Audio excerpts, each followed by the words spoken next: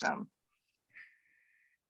These include chair and vice chair of the UC System-Wide Academic Senate, chair and vice chair of the Board of Admissions and Relations with Schools, faculty representative to the UC Board of Regents, and a member of the Regent Study Group on University Diversity. In 2017, he was appointed Provost and Executive Vice President for Academic Affairs at the University of California, the position he holds today. Over the course of his career, Provost and EVP Brown has published on the cultural variables underlying career and educational choices, particularly among racial and ethnic minorities and women. His research also is focused on the importance of equity and diversity in freshman admissions, and he notably led the eligibility reform effort for UC that resulted in our new admissions policy in 2008. In recognition of his outstanding scholarly contributions, he was elected Fellow of the American Psychological Association in 2001.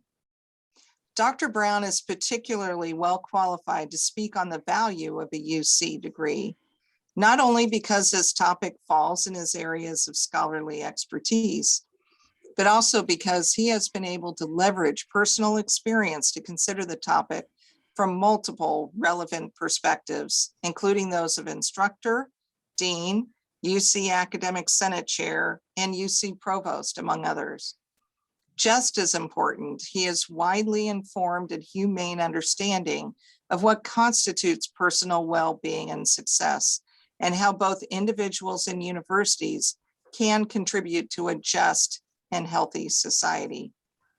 Moreover, Provost and EVP Brown has the personal attributes to be a leader on this topic. When Michael served as chair of the UC System-Wide Academic Senate, I had both the honor and pleasure of serving as his vice chair. During that time and since, I have been in awe of his ability to develop consensus and cooperation among those with disparate points of view. His extraordinary integrity, tenacity, and optimism, and his commitment to ensuring an equitable, accessible, affordable, and excellent education for all. To summarize my overarching point, Provost Brown's expertise, his breadth of vision, his guiding values, and his personal qualities make him an ideal person to speak to us today on some of the under-recognized ways that a UC degree contributes to the social good. Please join me in welcoming Provost and Executive Vice President of the University of California, Dr. Michael Brown. Michael. Wow. Thank you so much, Provost Krogan. Mary, what a wonderfully warm I didn't even recognize the person you were talking about, but I really appreciated that. And what a pleasure it has been to be a partner with you over so many years. And it's a distinct pleasure to be a part of this forum that Davis is sponsoring on the public university and the social good. It speaks to matters that are that mean much to me. They touch my heart. So I really appreciate that, and appreciate that the members of the steering committee and you extended this invitation to me. So thank you. And I have so many wonderful colleagues at UC Davis, and I miss not being in person, but I hope this talk will have some value to us to come together and talk about a matter that I think is really important. Mary, when I took this job in 2017, it seemed to me it was really important that we do a far better job in articulating the value of the University of California. And sometimes, you don't miss your water till the well runs dry. Sometimes you take for granted this rich gem of an institution that we have and that is achieving so much.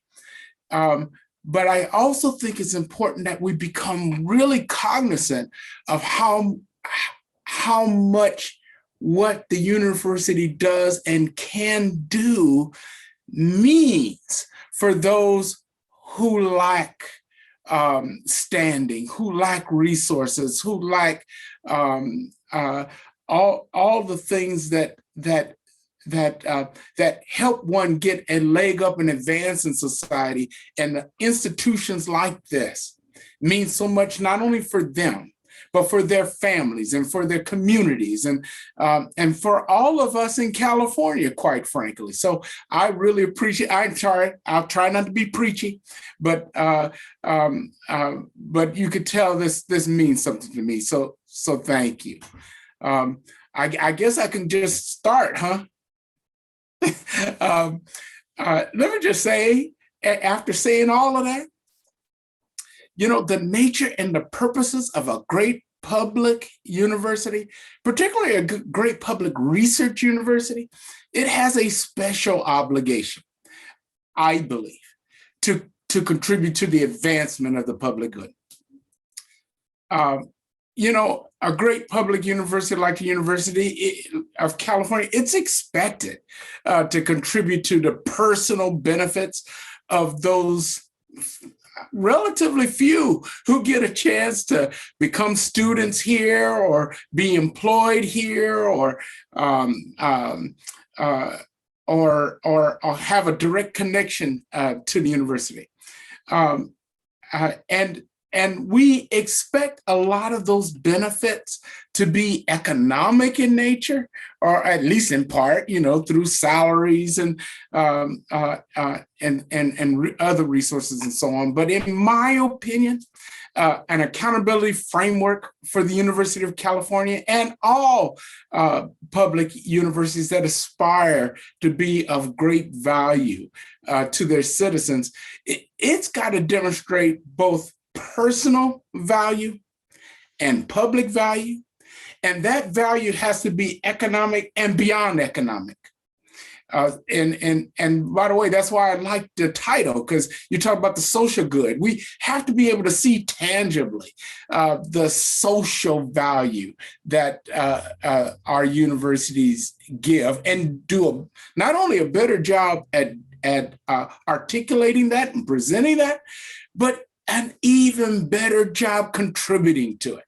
So today, I want to speak first to benchmarkable indices of economic impact, including UC's contributions to the gross state product across California. I think we're still at the first slide. So, Amy, are you showing the slide? Oh, yes, show that slide. Show that slide. I'm getting queued up here.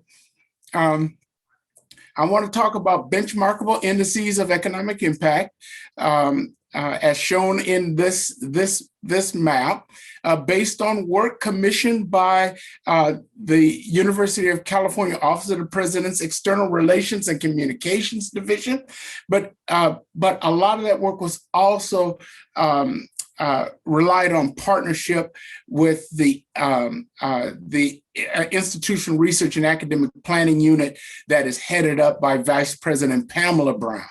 And a lot of this presentation, all of this presentation was crafted by her and her team, except for a few words from me ever so often here. Then after that, we're going to discuss impacts on California society, which is often difficult but important to measure.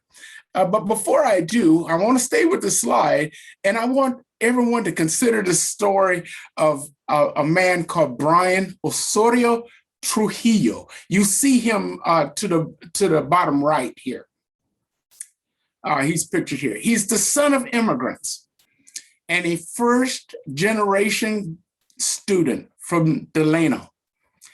Brian went to UC Berkeley with the end goal of coming home and being of service. Located in the South San Joaquin Valley region, Delano is a small town with a rich history in the labor movement. But Brian didn't learn about the farm worker movement until he took an ethnic studies course at Berkeley. He majored in political science and cognitive science, and then participated in student government. See, universities are full of these rich learning experiences, and there's more I can say about that. But let me go on here. At graduation, Brian brought his two grandmothers, you'll see them pictures there in that middle picture there, to walk across the stage with him at his 2018 graduation ceremony. Now, Brian says this: "I am grateful for the experiences and the confidence Berkeley provided me. I was a quiet kid in high school, but Berkeley helped me find my voice through the people and the curriculum and the history it exposed me to." Now, Brian returned to Delano and he ran for city council. Some said he had Berkeley ideas, not Delano values. But the majority wanted to see what Brian's new ideas could do for their community.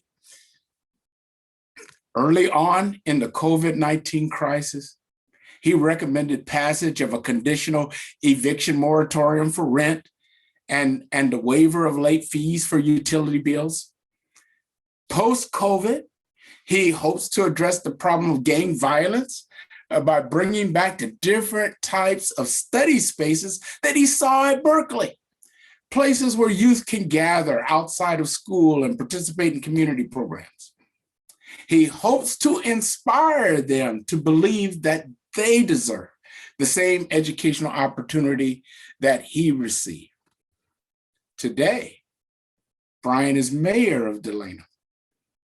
Brian is part of the new generation of California leaders. The value of his degree is not just to himself and to his family, but also to his hometown, and really by extension to California. You see, there's more to UC's impact on California, the nation, and the world than merely or even exclusively economic. And this is beyond the knowledge produced by the university and disseminated by the university, or the cultural contributions that the university itself makes. So now, let me cover some key findings from that economic impact report that I said was commissioned earlier by the Office of the President. And I want to also share with you some of the efforts of Vice President Pamela Brown and those of her team in institutional research and academic planning to expand our understanding of the public value of a UC degree. And then maybe afterward, we can engage in discussion about this and what it means and what kind of impact we might need to better document and what kind of contributions we might want to better engage in as a university. So slide 2, please, Amy.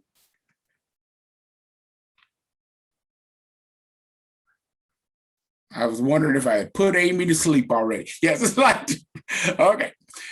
For more than 150 years, the University of California has been transforming California's economy and individual lives of its citizens through its teaching, its research, and its service mission. Now, UC has and continues to partner with California leaders to tackle California's most pressing problems, from climate change and wildfires and drought to C-19, COVID-19. And UC can be a critical player in helping California's social and economic recovery post-pandemic. And notice I said it's social and economic. I didn't start with economic. There's a social recovery that's needed too. Maybe we're going to have to learn to be with each other again. In investing in UC, let me say it differently. Investing in UC not only expands the university's ability to advance California. This recent economic impact report demonstrates that there is a significant return on that investment.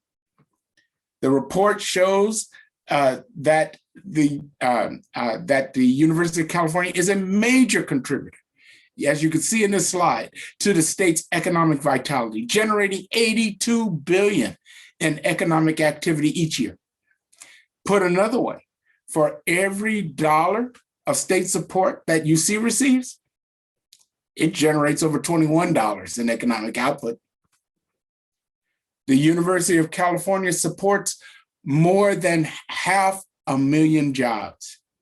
1 in every 45 jobs in California are the result of UC-related spending. Within that total, UC directly employs about 229,000 full-time, part-time faculty and staff, making the university the 3rd largest employer in the state.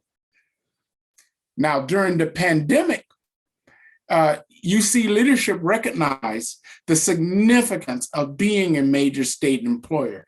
And though we were constrained, we were significantly constrained by the economic downturn.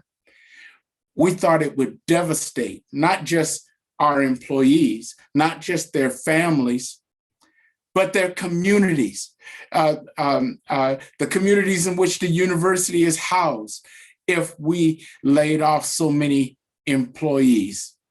So we focused on job protection strategies to support our employees and not put additional hardship on them, their families, their communities, or the state at large.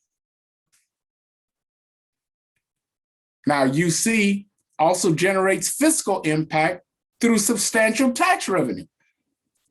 If you just look at UC employee compensation, about 1/4 of that goes back to federal and state governments through personal income taxes.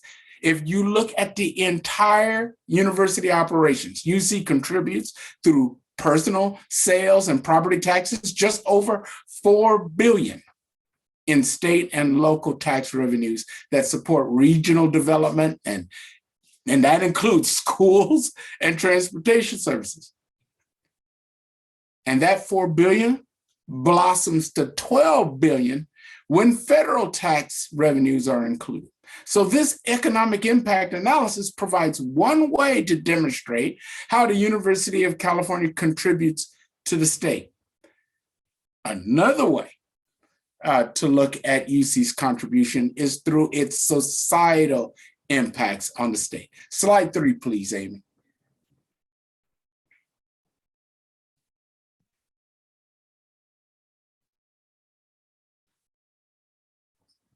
I think we're gonna, are we at slide 3?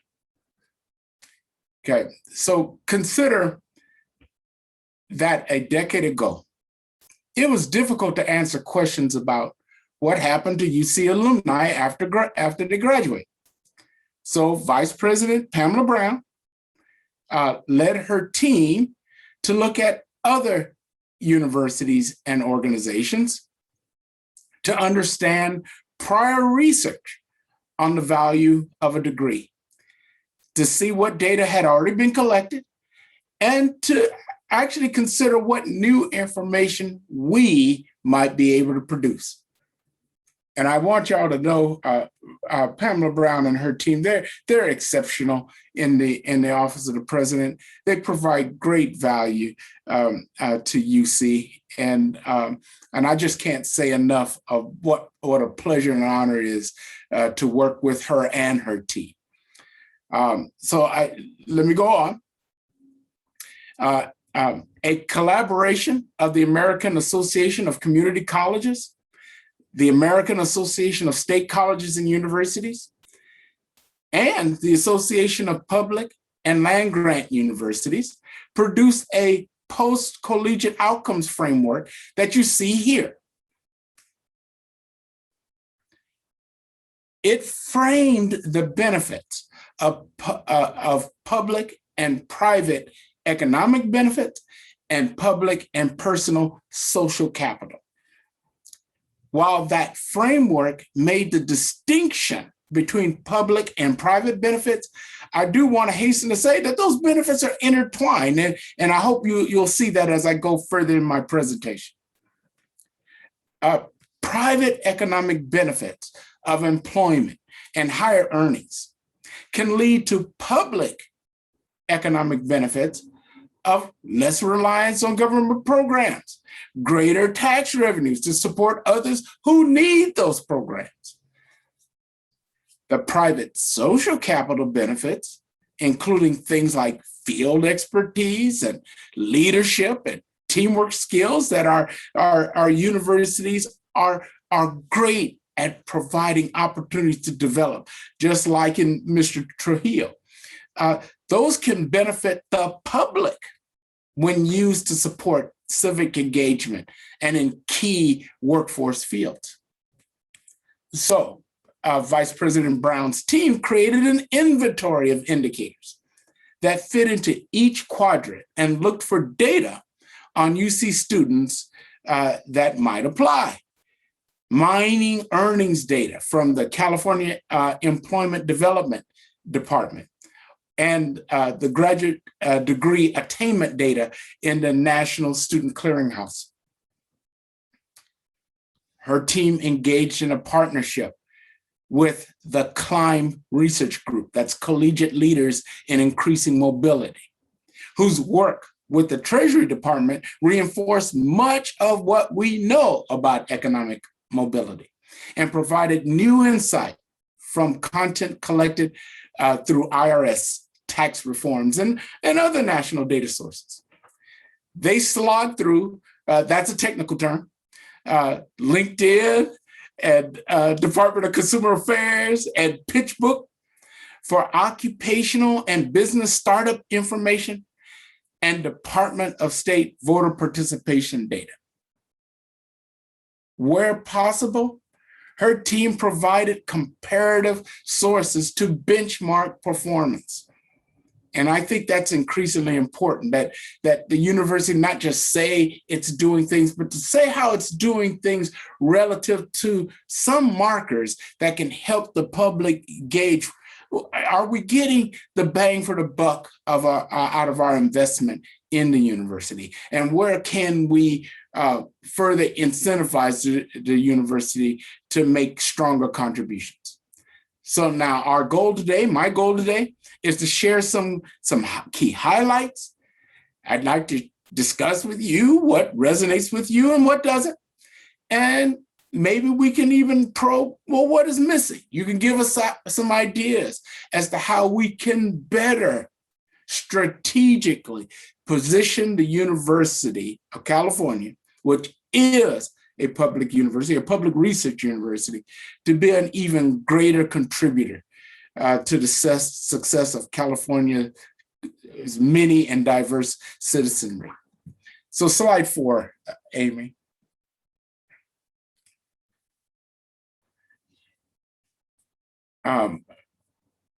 Now, state employment and development department data show UC alumni earnings continue to grow. And when the slide comes up, you'll see alumni earnings continue to grow, doubling between 2 and 10 years. And I think it's the next slide, Amy.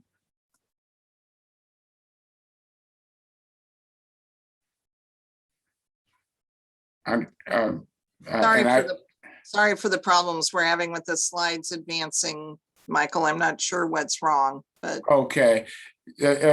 Hopefully you'll see later, but take my word for it. You see alumni earnings continue to grow, doubling between 2 and 10 years. Yeah, there we go. With National Student Clearinghouse data, we can disaggregate. You see earnings for alumni with a bachelor's degree, that's the blue line, and the differential impact for those who receive a graduate degree. See, now remember, this is a research university. We produce our undergraduate students and graduate students, and often people fail to consider the great value that is contributed through our graduate students as well. And by the way, I am intent on, as Mary knows, and she's been a partner in this, not just diversifying our undergraduate student population so that all of California's citizens participate directly in this benefit, but also they can contribute to corners of our society that need to be reached by the power of the university. But that also applies to our graduate student population. And I don't want to forget that. UC alumni, as you will see here, earn more than the state median for bachelor's degree recipients 5 years after graduation. UC alumni earn more than the state median for California graduate degree recipients about 10 years after graduation. So it takes a little longer, but that earnings is significant and meaningful. This earnings growth is even more significant when you consider that almost 40% of UC undergraduates come from low-income families. Let me say that again. This earnings growth is even more significant when you consider that almost 40% of UC undergraduates come from low-income families. Promoting upward mobility and addressing concerns about growing economic inequality in our society. See, the university can play a role in closing those gaps. And those gaps are not just economic, they're social.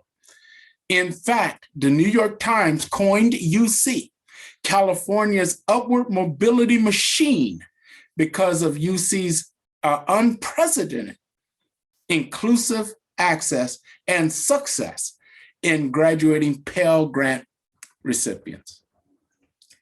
Next slide, please. And Amy, I don't blame you. I don't know what the technical issue is. Hey, we're there. Okay. A UC degree also advances intergenerational mobility and the California dream. And by the way, I'm so thankful to hear our governor often talk about the California dream. It's important. You know, there are few ladders of opportunity in this society. We need to inspire hope and opportunity in people. To me, that's what the University of California represents. We can see that the majority of UC Pell Grant recipients go on to earn more than their parents within 5 years. I will share a small little story. I remember for many years, I looked up to my dad. My dad he used to call himself a fugitive from reform school. It turned out that wasn't far from the truth.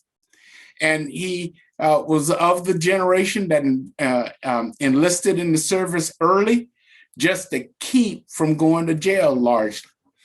And he educated himself in the service and spent 20 years there, got out, went to a business college, got a degree in accounting and bookkeeping, and was able to provide a middle-class living for his family.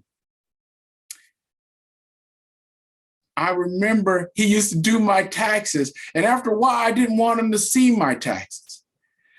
I felt ashamed because of what I was making relative to him. But one day he said, Michael, this is what I want for you. I want you to be further along and able to take care of yourself and able to take care of your family and be able to take care of your community. More than, I want you to eclipse me. So I had to kind of get over that, but I just want you to know the university provides that kind of ladder of opportunity. For UC, first, just like I said, for Pell Grants, it takes 5 years to make more than parents. For first generation students, it takes about 7 years. But not only do a significant number of UC alumni go on to earn more than their parents, more than 1/3 of UC's lowest income students move from the bottom 20th percent of income to the top 20th percent. UC students from low income families, if they graduate from UC, are just as likely to own a home as peers from higher income families. And we can see that through federal tax return data on the percent of UC alumni reporting home mortgage deductions.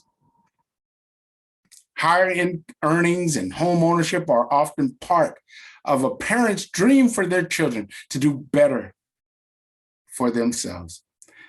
But there are public benefits as well, just such as higher tax revenues to finance the programs that are needed to support others and to support schools. And by the way, that commitment to that home ownership, that contributes to community stability and community development, because a lot of those individuals also become the source, and we're going to talk about this a little bit later, the source of philanthropy in their communities, the source of volunteerism in their communities. They become part of the social fabric that knits us together and helps us grow as not just individuals living on the street, but as communities. Slide 6. And you have to forgive me if I get a little preachy about this, but it means something to me. And I hope it does to you as well. Many UC alumni work across occupations that benefit the public good, such as education and healthcare.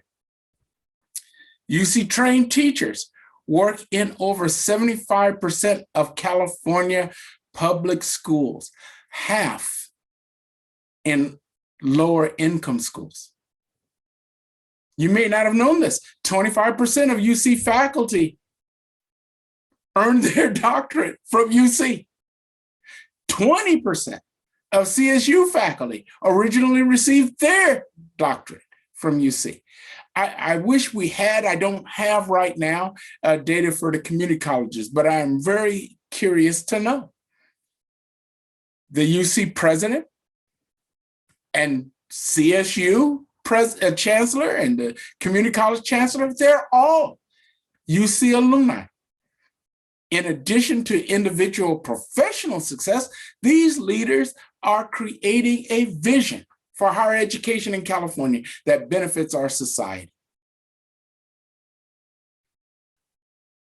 On the healthcare side, UC runs the largest health science education program in the nation, training 50% of medical students and residents in California. More than 70% of UC health sciences students and 60% of medical residents remain in California, making a primary source of California's healthcare professionals. And as this map shows, UC trained medical personnel work across the state with UC doctors in 60% of the towns in California. We need more. And with more investment, we can do more. UC is focused on expanding that coverage across California through programs like UC Prime. This is a medical education program, Provost Kroger knows this very well, that encourages graduates to go on to work in underserved communities and with underserved populations. Prime also works as a social mobility ladder, encouraging students from these same underserved communities to pursue a medical degree. Slide 7.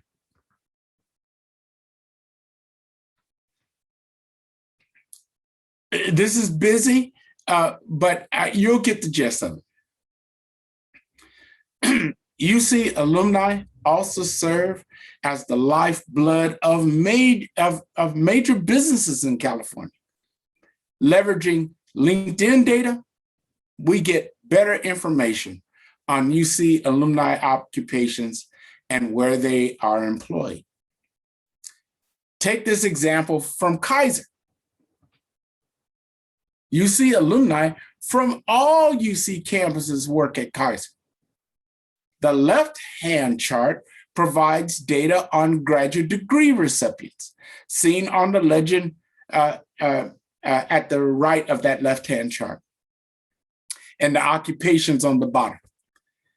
As you would expect, UC MDs are primarily employed as doctors. But we also see the role that UC PhDs play. And that they provide not just in Kaiser, but in other industries. Here with Kaiser, you see that Kaiser employs a number of UC PhDs in a number of research positions, and that would be expected.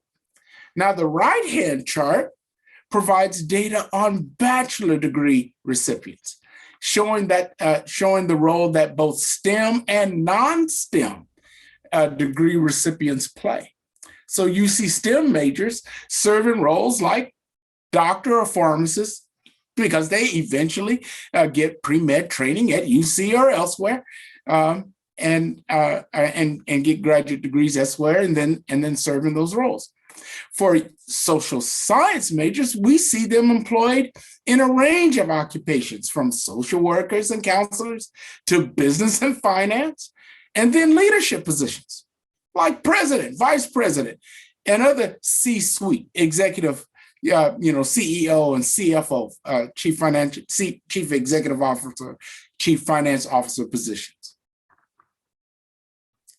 In fact, PitchBook reports that UC alumni hold more than 1,200 C-suite positions, with over 700 located in California. Slide 8, please.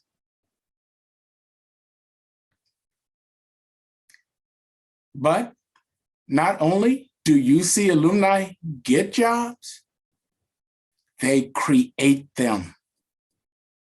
Federal tax data show UC alumni, including undergraduates, 22.4% of our undergraduates, almost 20% of our MBAs, 24% of our JD degree earners, 25% of our MD degree earners, and almost 26% of our health sciences professionals are more likely to own a small business when compared to the national average. National average is about nearly 17%.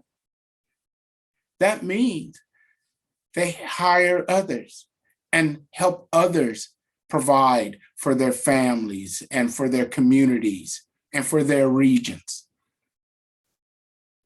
And by the way, I'll say this, and I won't be very eloquent about it, but I know Chancellor May and Provost Crowan and on the whole campus are working with Aggie Square to have these kinds of impacts on not just Sacramento, not just the region of Sacramento, but the whole entire state as well. PitchBook also reports 3,400 California companies were founded or co-founded by UC alumni. And that's compared, just for benchmarking, to 2,240 at Stanford, yay Stanford, 1,300 for CSU, 840 for USC. And I do want to say, yes, we're happy for those 3,400 companies started by, or founded by, or co-founded by UC alum. We want to do more. So this slide presents an incomplete but illustrative list of these businesses from across all 10 campuses. Businesses inspired by education at a world-class research university. For example, you'll see advanced precision farming by leveraging drone technology to monitor insects and reduce pesticide use and managing crops. So Farm Sense, a student from UC Riverside, or UAVIQ from UCLA, a student from UCLA. Or to work to simplify prescriptions with prepackaged pills you receive in the mail. That's PillPack. I was a Berkeley alum. Or advanced sustainability for transforming wood waste to sustainable construction materials. Sierra Creek, a UC Merced alum. Or leveraging solar technology to light a hen house, hen light at Davis. Producing a comfortable shoe with naturally derived renewable materials. Allbirds, another Berkeley alum. These companies co-founded by UC alum, are enriching the economy, seeking solutions to the problems we face, and employing others, including, but not just, Californians. Slide 9.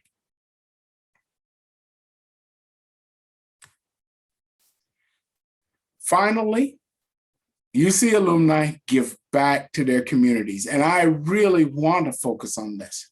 See, it's not just what you get. By the way, I just have to say this because this is the caliber of people you find in the university.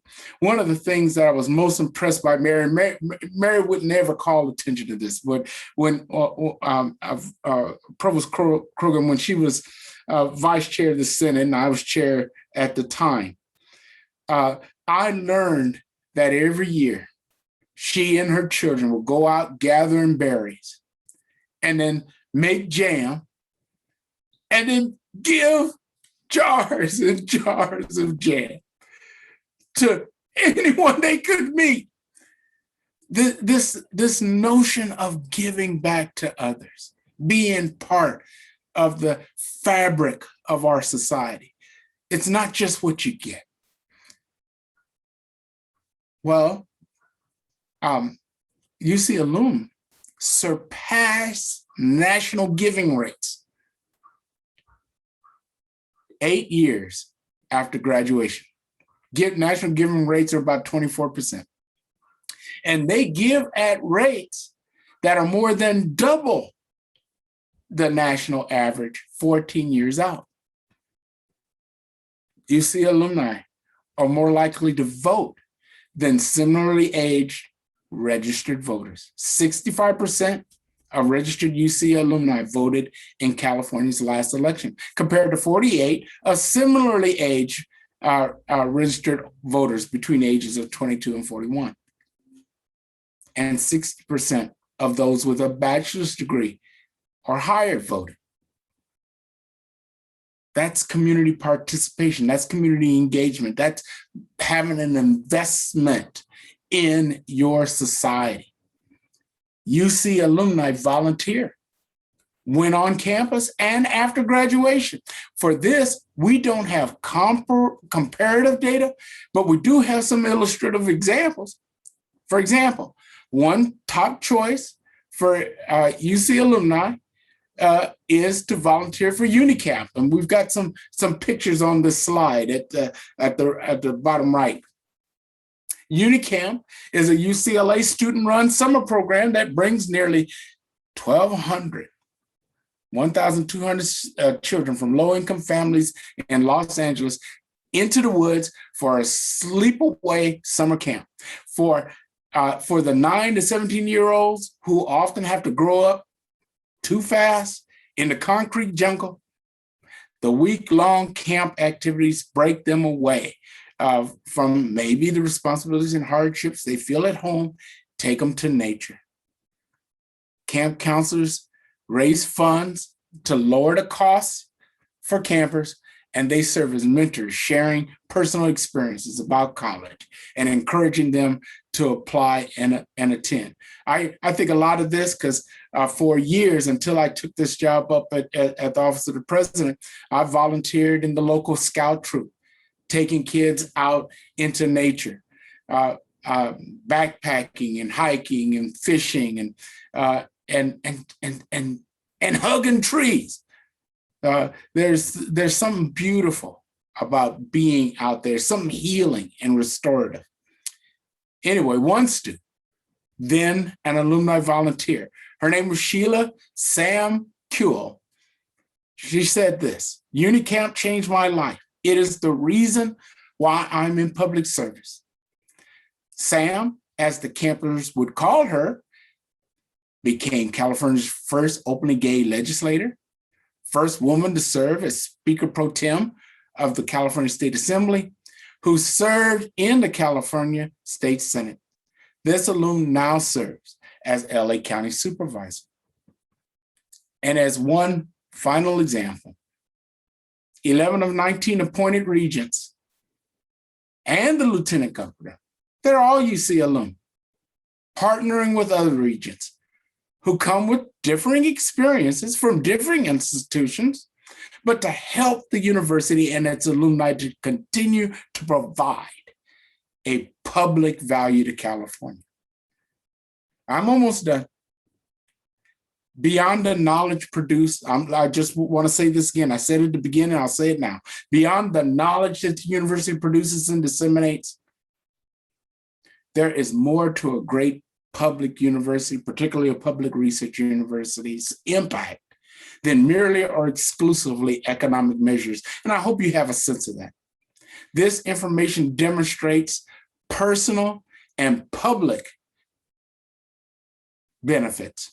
They're intertwined and not just economic. They represent a shared, collective, and tangible sense of hope and opportunity that is embedded in the California dream. UC is helping California address the pandemic. UC can also further the state's post-pandemic social and economic recovery. And just permit me to say, reinvestment in UC, as I believe is our governor's intent, will yield sure and multiple returns throughout California. And with that, I hope I left some time for questions, comments, discussion. I'm available.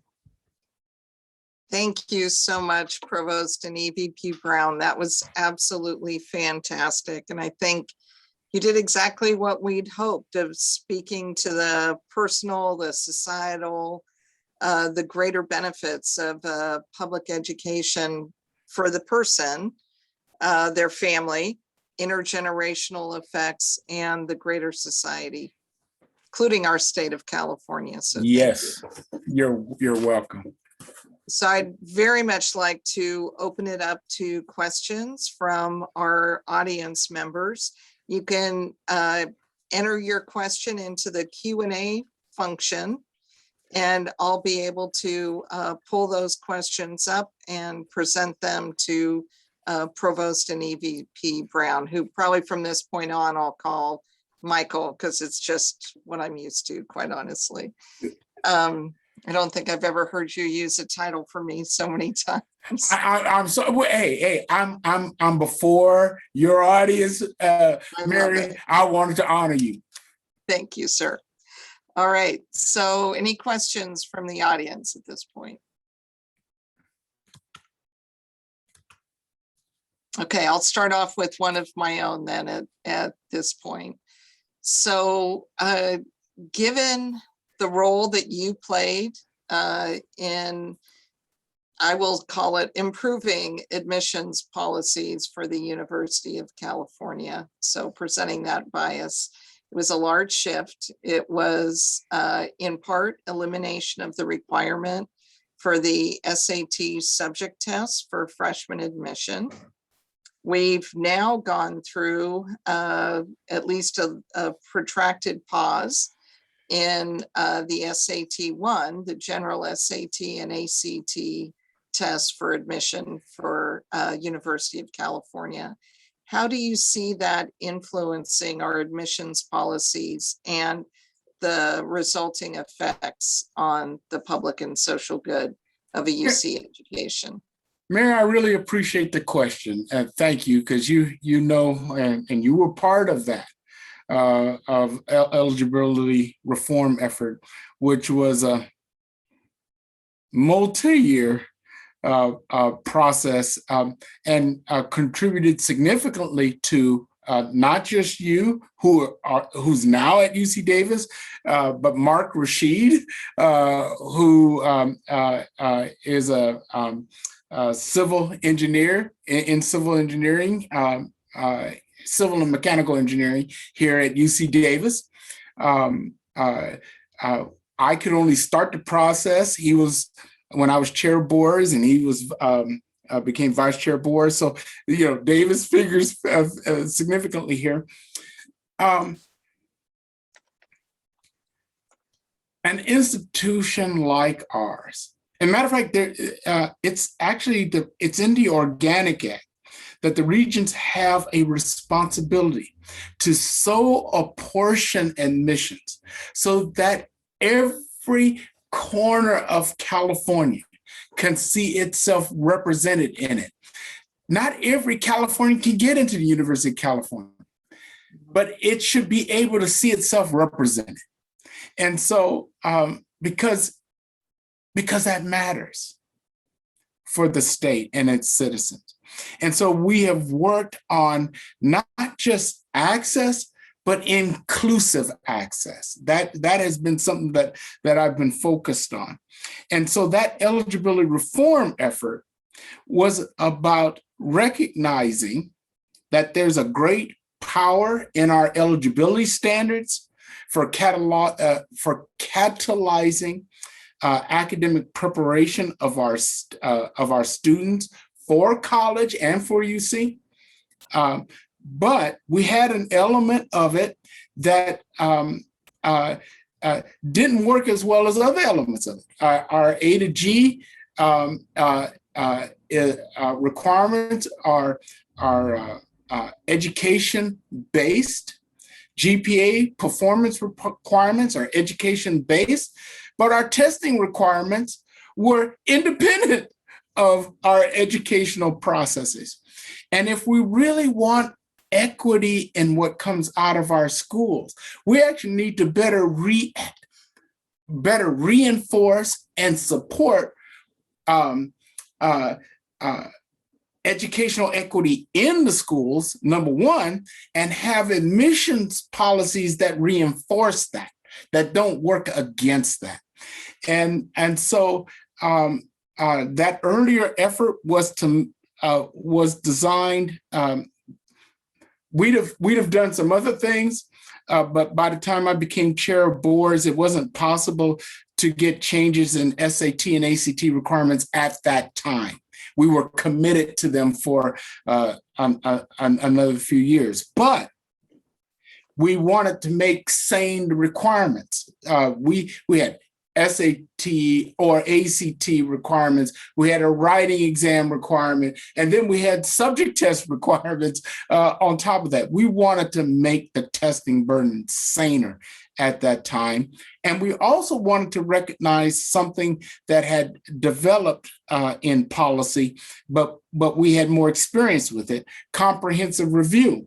And the notion that it was actually, when you think about it, it's foolish to think you can define the whole 12.5% of those eligible for UC on the basis of grades and test scores alone in A to G courses. But we had comprehensive review where we said, okay, there is value in a part of the eligibility requirement because it comes with the guarantee. You got to have simple rules for knowing who's in and who's out of your guarantee. But that some portion of that should be defined by comprehensive review.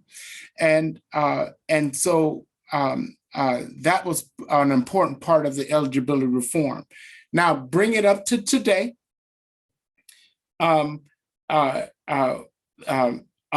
President Napolitano, and you know, I was involved with this, Barry. We wanted to make sure that boards all along had, boards is the Board of Admissions and Relations with Schools, recognized that we needed tests that better reinforced the right kind of teaching and the right kind of learning in our schools. So tests that were curriculum-based tests. And we're hopeful because there is a value to testing, but you'd have to look at the whole ecology of educational equity. But we think if we have the right kind of tests, it will be helpful not only in helping us know where is education strong, where are students doing well, where do students need more support, where do schools and teachers need more support, to make sure that they are properly prepared for higher education in this state, and particularly UC. That's the greater battle for educational equity, and I hope we can attain that. I'm sorry for being so long-winded on that, Mary. No, it's awesome. I know you have a lot of information and expertise on those areas. So we have several questions that have come in kind of classic academic fashion. They're a little lengthy, so hang in here with me as I thought about trying to shorten them, but you kind of lose the point. So the first question is, does UC have exchange programs with other public universities in the United States, for example, from the East Coast or from the Southern US? And similarly, do we have any kind of exchange programs with private universities? The person who wrote this question thinks that could be one way to export or expand similar values to other parts of the US.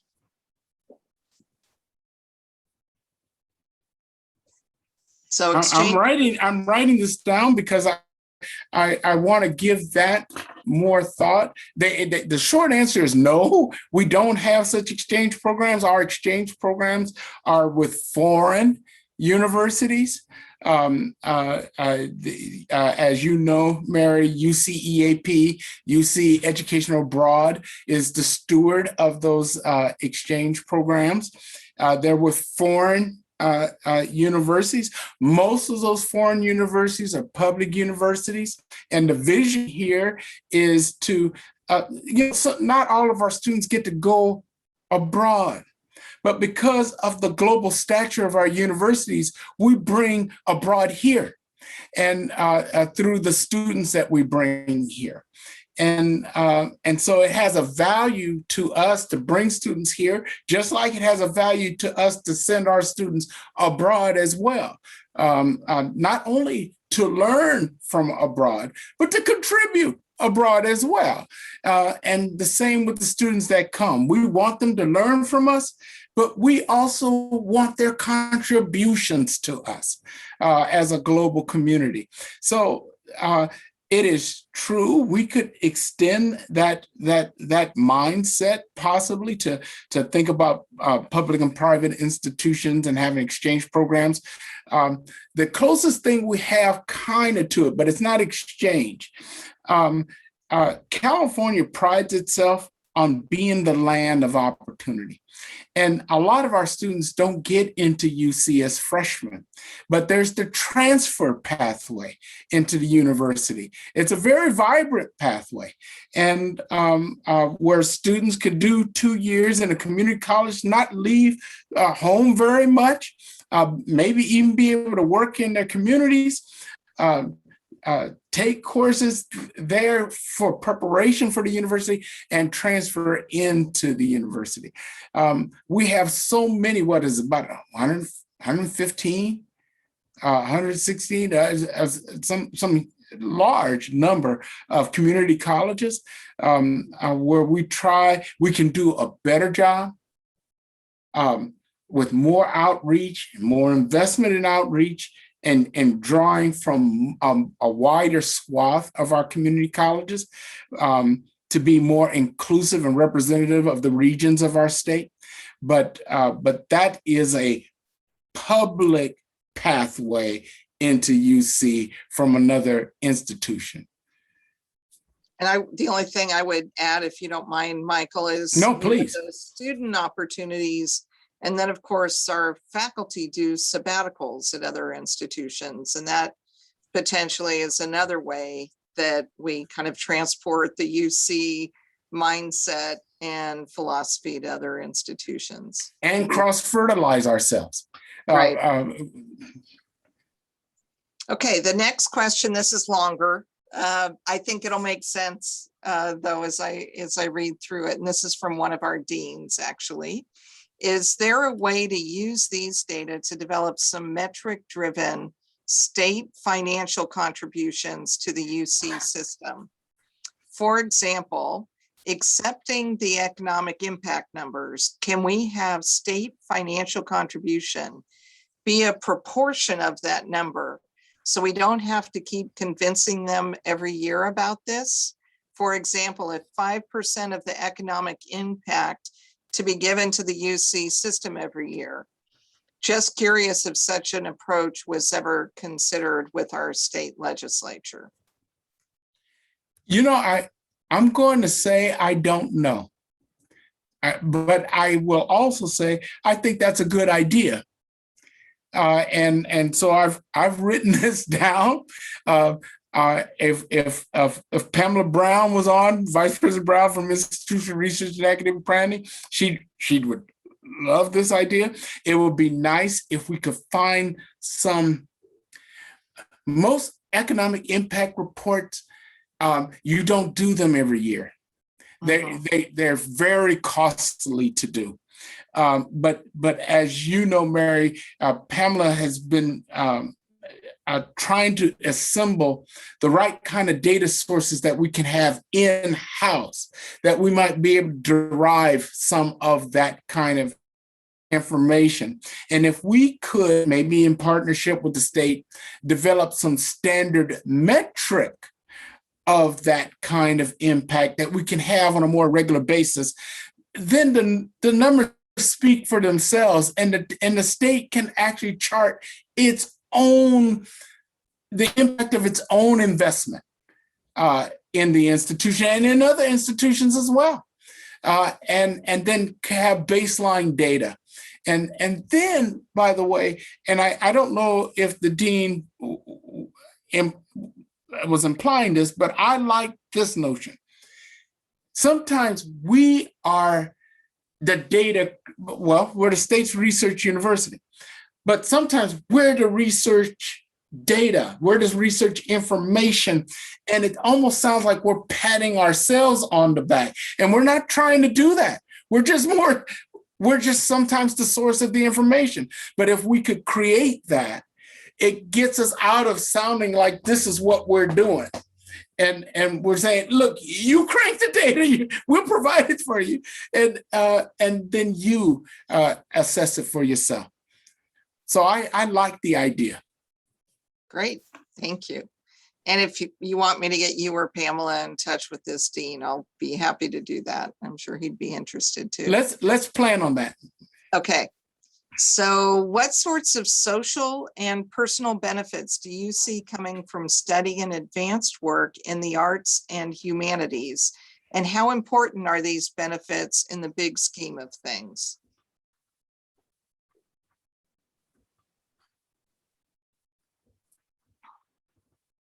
I'm writing this down because my team thinks a lot about this. And there's a reason we think a lot about this. And by the way, it may be somewhat implied by my wanting to get beyond just economic indices.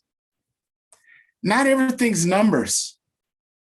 Not every contribution the university makes is numbers and dollars. Some of it is quality of life. Social cultural factors. Some of it is represented in the story I told about that Delano mayor, right?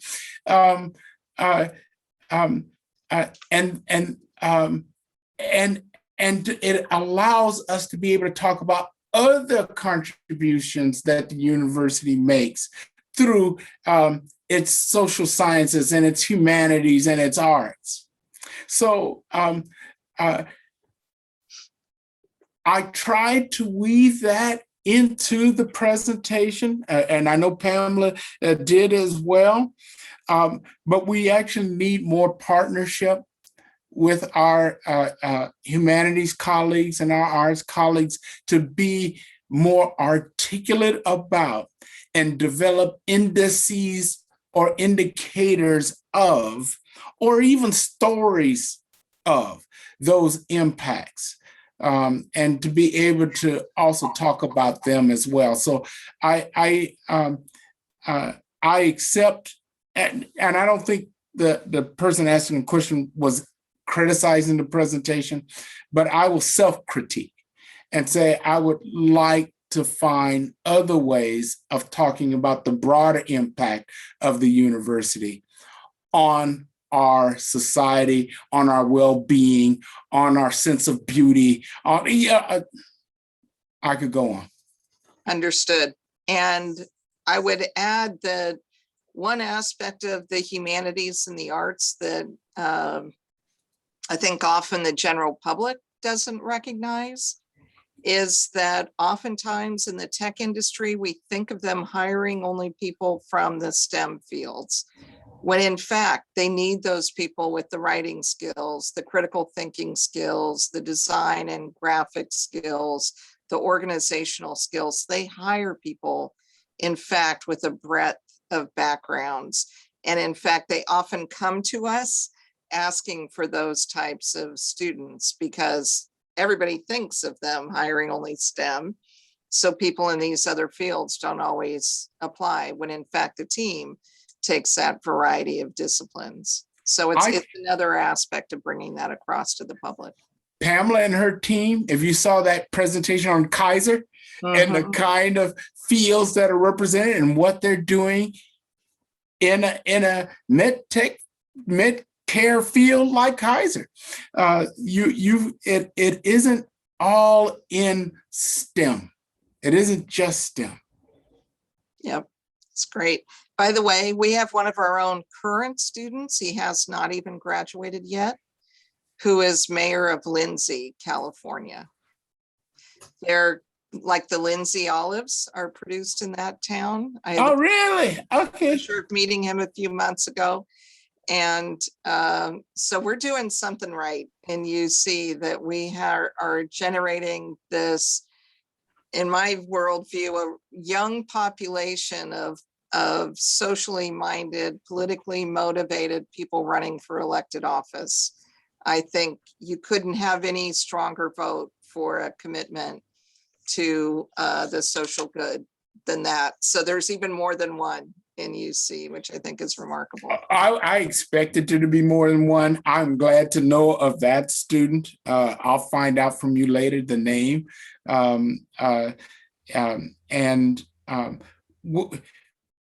Our society needs people who can contribute to it. It isn't just about what we can get for ourselves. It's what we can do for one another.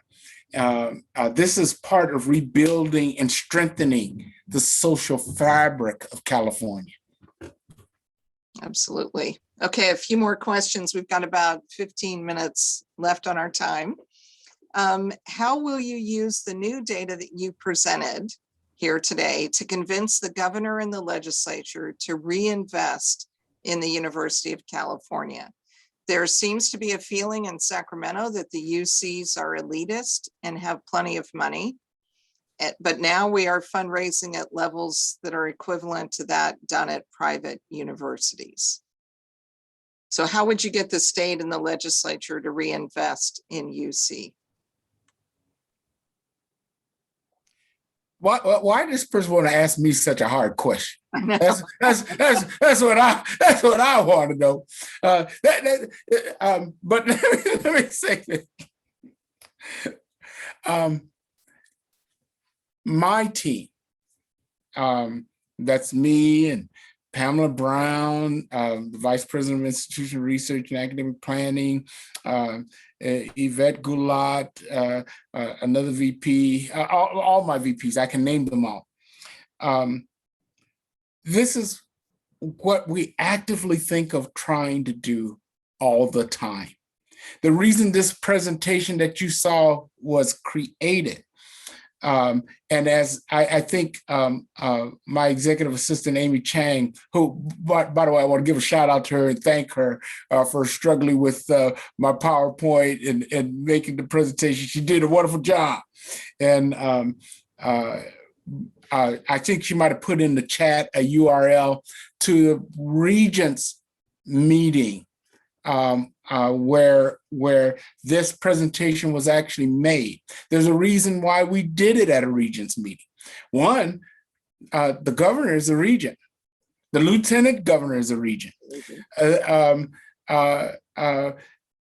Many of the legislative aides and legislators themselves follow some of our Regents meetings because they're interested in the public impact of the university. They care about the university. That's why they're in a government in the state. And they know the importance of the university, but they don't necessarily know all the details that help them to support the university. And that's why we made this presentation before them in the Regents meeting. It's why, by the way, I'm so thankful you asked me and the steering committee wanted me to make this presentation. The first thing I thought of was to make this presentation. I hope it was of value to making the case. I don't know who's in the audience here, but I'm hoping that there are others who may see elements of this story, want to take it up and carry it. I believe that it's always better that other people tell your story than for you to always be the one telling it, because it always is. It can't help but sound self-serving, even though you mean it to be other serving. You mean it to be California serving. It seems self-serving. So I try to use every forum I can, and Pamela does, and my whole team does, to present the kind of information that others can use to help make this case for us. We arm our regents with this information so that they can be effective in lobbying. We try to arm our president, who is marvelously knowledgeable and articulate. Mary, you know him well about these very issues, so that they are armed for that kind of effort. But I hope we can get to the place where it doesn't seem like what we're saying is invest in us. I hope it begins to see invest in Californians, and invest in anything that will advance Californians. And I hope people can see that there's a connection in investing in UC and investing in all that UC is. It ain't just STEM, in all that it is and what it does for students, what it does for graduate students, what it does for the knowledge that gets produced, for the knowledge products that get produced, for the business startups that get produced, for the community development that happens as a result, for the volunteering that happens as a result, for the community leadership that happens as a result. This is what we're trying to do. And if anybody has ideas how we can do that better, I am open-eared. Fantastic. I just got to say, Michael, one of the things I've always loved about you is your absolute passion for this topic and for the public education. I just so admire that. So 2 more questions. I think we'll make it on our time. The first, and this, especially given your past work in the UC extension sphere at UC Santa Barbara, This will be related to that as well. So given the increasing need for adults to pursue education across their lifespan, what are your thoughts about how UC might create more synergy between degree and non-degree academic programming to provide career-long educational pathways to our students? I deeply appreciate that question. But let me say something before being UC-centric. Let me remind all of us and anybody who's paying attention about the wisdom of the framers of the master plan. Because there's a reason why community colleges are so numerous in this state. We invest in education. And by the way, I will say, I will be among the first. Well, not the first. We should invest more in our community colleges. They have a marvelous role to play in upskilling, reskilling, workforce development for part-time, full-time, anybody on an open access basis. So I want to say that. I want to say we need to invest even more in our Cal States. I don't just UC focus. I think they need more investment. Actually, a lot of what is needed in terms of polytechnical skills and development degrees, that's what your community, what your Cal States are for. We need more of them. That said, leveraging some of the special research-based and professional-based training that takes education and training that take place in the university, the use of our extensions to leverage that and to not in competition. This is why I said what I said. Not in competition with our Cal States, not in competition with our community colleges, but in recognition that the training and development needs of Californians is greater. There's enough need for all of us to play a role. So I didn't want to sound in competition. I want to be community minded about that. But there's a place that our extensions can play, even in with the right partnership, honoring the oversight and responsibilities of the Senate. So not independent of that, but in the right partnership with that, our extensions can reach our part-time workers and with these degree granting opportunities. With the right partnerships with our academic departments, because they're the owners of the degrees. But I've thought a lot about this. They can provide an alternate and creative mechanism to reach more than you could ever reach just through our freshman admission and our transfer pools. We should think about extending our reach because the need is great. And we should think about how do we best honor the need that is out there. So I that was long-winded, Mary, but there's more I could say about that. But I truly believe that. Excellent. Okay, last question. As the private economic benefits of a college degree have become the dominant narrative in our society, how do we, or should we, more effectively disseminate the value of the non-economic benefits that you so powerfully showcased?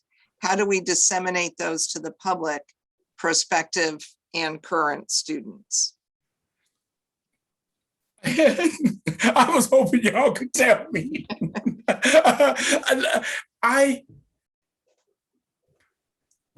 I think our world is too money focused. It reduces people to numbers. Our job is to say those numbers are important, but there's more than the numbers. And we need to find, I would like any wisdom as to how, see, I'm not in marketing, I'm not in communications, I'm not a PR person. And by the way, the university will never have a budget that will enable it to mount the PR campaign necessary to change public opinion. We're not Coca-Cola. I mean, that's not who we are. We take our resources, we give scant resources to marketing and development because we're plowing our resources into our students. We're plowing our resources into knowledge creation. We're plowing our resources into knowledge dissemination and training and care where we can. We actually need to partner with others, business and industry, to help us do that. But it is worth us thinking intentionally about how we form those partnerships to do a better job at reaching folks with what I believe is an important message. And I think the question asker believes that too. Just wants to find, well, what's the mechanism? What's the way to do it? How can we do better at this? You know, we're in the choir, we're convinced. How do we get others to join our throng? That's exactly right. Yeah, understood. Well, Michael, I want to thank you so much for your passion, your enthusiasm, your enlightening, even for those of us in the choir. The information you've provided and the insights are extremely helpful and interesting. And so happy to have you leading us in these efforts as the Provost and Executive Vice President of UC. I'm so honored to be in partnership with you, Mary. You know I mean that. And with all that my office brings me into contact with, I will say honestly, I most of the time don't feel up to the job, but I'm trying to do my best, and I sure love this university, and I love the hearts and minds of those that are shaped by this university and those of us who want to make a difference to our world. So any ideas how we can better do that, I want to do it, but all I know to do is to partner with you and Chancellor May and the other chancellors, our wonderful president, our regents, and with anyone else who wants to. I think about, some of you will remember, I think it might have been Robert Kennedy, but it could have been John. But I think it was Robert. You know, he talked about alone, we might be a stone thrown in an ocean and we just cause a little ripple. But the hope is our little ripple meets with other little ripples. And those ripples meet with others till we build a tidal wave of wonderful change. I just try to be my little ripple. And it's wonderful to be in contact with you and all at Davis and all who are hearing you. Wonderful to have you with us today. Thank you. All right. Thank you all of our audience for being here with us today. I hope you found it as inspirational as I did. Thank you for your questions. As usual, incredibly poignant and insightful. And thank you again, Michael. Take care. Everyone, enjoy the beautiful weather and enjoy our commencements and graduations taking place. Thanks. Thank you. Bye-bye. Bye.